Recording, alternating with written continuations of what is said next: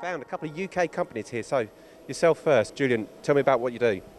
We make technical textiles for industrial applications, things like filtration for coolant, particular coolant oils here, or people like KFC, Burger King, McDonald's. We do products for cable, we do products for face masks, and Russia is a huge consumer of all of those products. I understand you've been here quite regularly as well. This is my third trip in the last 6 months, 3 different exhibitions, doing an OMIS report with DIT. Probably around September time we'll appoint somebody full-time with Russian skills, either based in Russia or based in the UK, but coming to the Russian market on a regular basis. So obviously presenting a great opportunity for you guys. Opportunity for us.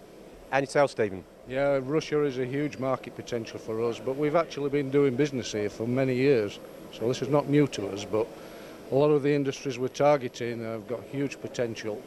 And for people who don't know Holroyd Precision, what sort of machines are you supplying? We make machine tools primarily for grinding or milling compressor screws. The applications there are for construction, refrigeration, air conditioning. Well, we've got a new product that we inherited a few years ago, which is friction stir welding. And the application there is on aluminium for electric vehicles.